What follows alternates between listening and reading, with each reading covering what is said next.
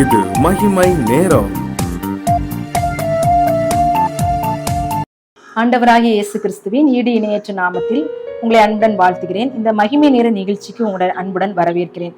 இந்த நாட்களில நம்ம தியானித்து வருகிறது, ஏன் கவலை நமக்கு வருகிறது, ஏன் கவலை நம்முடைய வாழ்க்கையில நேரிடுகிறது. நம்ம அநேக காரியங்களை குறித்து கலங்குகிறதுனால, அநேக வேலைகளை செய்து வருத்தம் அடைவதனால நமக்கு கவலை வருகிறது. நம்முடைய சூழ்நிலைகளின் நிமித்தமாக நம் பயப்படுகிறதுனால, அவிசுவாசம் உள்ளவர்களாய் காணப்படுகிறதுனால நமக்கு கவலை வருகிறது.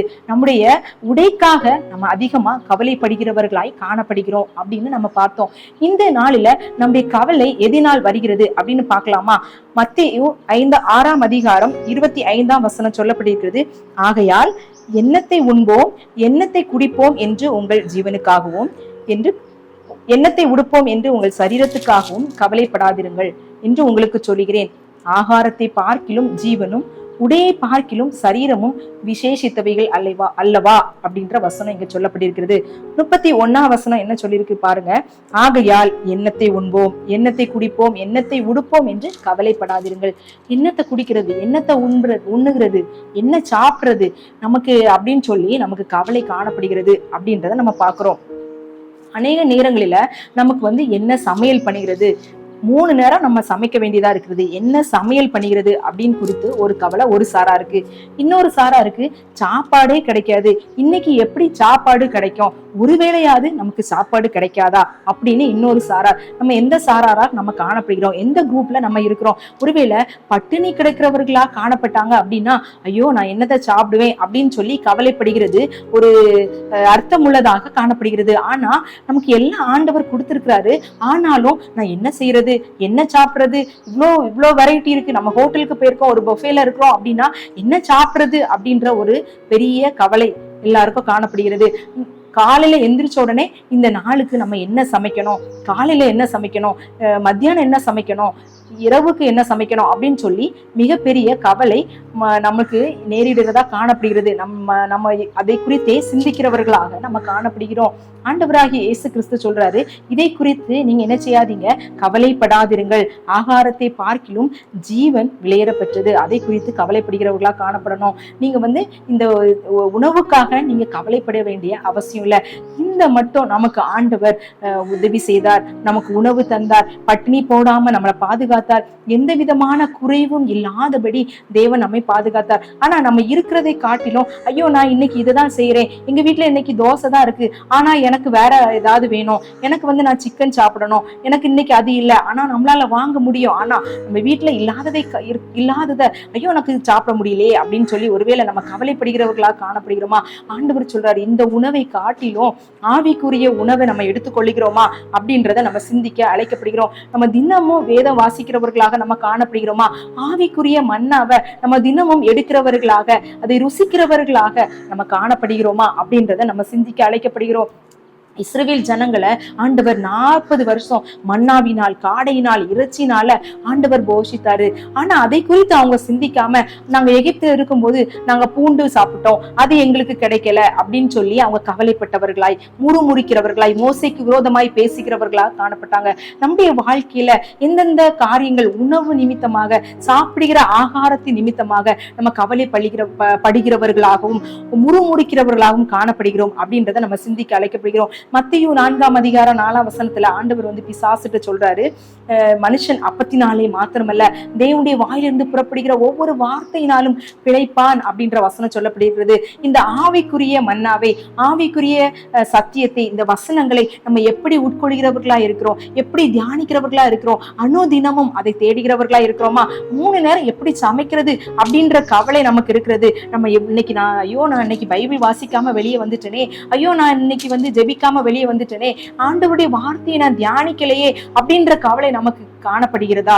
அதை குறித்துதான கவலை அதிகமாக நமக்கு இருந்துச்சு அப்படின்னா, நம்ம ஆண்டவருடைய அன்பை இன்னும் அதிகமாய் ருசிக்கிறவர்களாகவும், அவருக்காய் செயல்படுகிறவர்களாகவும், அநேக ஆசீர்வாதங்களை சுதந்திரிக்கிறவர்களாகவும் அது நம்மை மாற்றும் என்பதுல எந்த விதமான சந்தேகம் இல்லை. ஆண்டவர் சொல்றாரு, இந்த வேத வாக்கியங்களை எல்லாம் நீங்க ஆராய்ந்து பாருங்க, அவைகளால் நித்திய ஜீவன் உண்டு நீங்க அது அப்படின்றத ஆண்டவர் சொல்றாரு.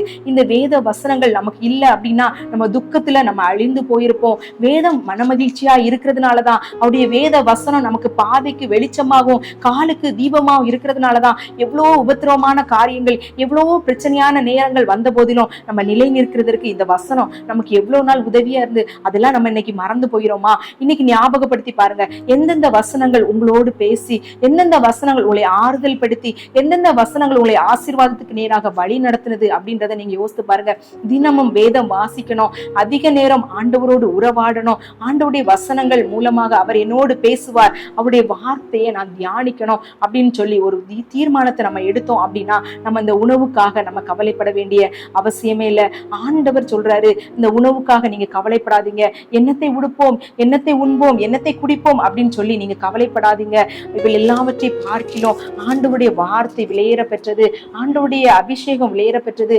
அவருக்கு நேராக நம்ம வழி நடத்தணும் அப்படின்னா இந்த வார்த்தை மாத்திரம்தான் நம்மை வழி நடத்தும். இந்த வார்த்தை நம்மை நம்முடைய கால்களை வெளிச்சத்துக்கு நேராக வழி நடத்துகிறதாய் காணப்படுகிறது. ஒருவேளை எந்த காரியங்களுக்கு நம்ம செய்யணும், என்ன வேலை செய்யணும், எந்த இடத்துக்கு போகணும், இந்த காரியத்துல எனக்கு ஒரு பெரிய இருளாய் காணப்படுகிறது, இதுக்கு அடுத்து என்னால எடுத்து வைக்க முடியல அடிய அப்படின்னு சொல்லி நம்ம கலங்குகிறவர்களாய் காணப்பட்டோம் அப்படின்னா நம்ம வேத வசனத்தை தியானிக்கும் போது ஆண்டவர் சொல்லியிருக்கிறார், நான் உனக்கு போதித்து நீ நடக்க வேண்டிய வழியை உனக்கு காட்டுவேன், உண்மையில் என் கண்ணை வைத்து உனக்கு ஆலோசனை சொல்லுவேன் அப்படின்னு சொல்லியிருக்கிறாரு. அந்த ஆலோசனையை இந்த வேத வசனத்தின் மூலமாக நம்ம கற்றுக்கொள்ளும் போது நம்முடைய வாழ்க்கை மிகவும் ஆசீர்வாதமானதாய் மாறும் என்பதுல எந்த விதமான சந்தேகமும் இல்லை.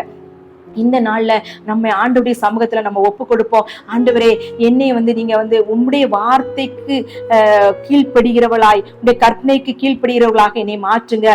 உண்மை நாங்க அதிகமாய் உம்முடைய வசனத்தை தியானிக்கும்படியாய் என்னை மாற்றுங்க அப்படின்னு சொல்லி நம்ம ஜெபிக்கலாமா? இந்த நேரத்துல ஒப்பு கொடுப்போம். ஆண்டவரே, நான் உணவுக்காக அதிகமாய் கவலைப்படாதபடி, என்னென்ன காரியங்கள் வாங்கணும், என்னென்ன காரியங்கள் செய்து சமைக்கணும், இதுக்காக எதெல்லாம் செய்யணும், என்னென்ன செலவுகள் பண்ணணும் அப்படின்றதை குறித்ததான கவலையை காட்டிலும் ஆண்டவரே உடைய வேத வசனத்தை நான் தியானிக்கணும், தினமும் அந்த வசனத்தை உட்கொள்ளணும் அப்படின்ற ஒரு ஆசையும் ஒரு ஆவலையும் அந்த கிருபை எனக்கு தந்துடலுங்க அப்படின்னு சொல்லி நம்ம ஆண்டவரை நோக்கி ஜெபிக்கலாம்.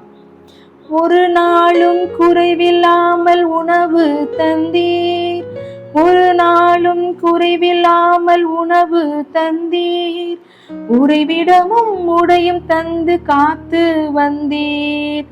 அப்பா உமக்கு நன்றி, ராஜா உமக்கு நன்றி. எங்கள் அன்பின் பரலோக பிதாவே, ஆண்டவரே, ஒரு நாளும் குறைவில்லாதபடிக்கு எங்களுக்கு தேவையான ஆகாரத்தை எங்களுக்கு தந்திருக்கீங்க.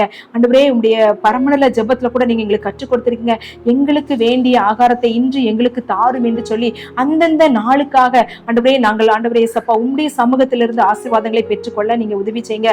எல்லாவற்றிற்கும் மேலாக உங்களுடைய வேத வசனத்தை அதிகமாய் தியானிக்கிறவர்களாக, ஆண்டவரே ருசிக்கிறவர்களாக, அதை எங்களுடைய வாழ்க்கையில அபியாசப்படுத்துகிறவர்களாக, அதற்குரிய ஆசீர்வாதங்களை சுதந்திரித்துக் கொள்ளுகிறவர்களாக எங்களை மாற்றுங்க. எங்களை ஒப்புக் கொடுக்கிறோம், எங்களை தாழ்த்துகிறோம். துதி கன மகிமை உமக்கு மாத்திரம் செலுத்துகிறேன். இயேசுவின் மூலம் ஜெபம் கேளு நல்ல பிதாவே, ஆமீன். தேவன் தாமே இந்த வார்த்தைகளை ஆசீர்வதிப்பார்.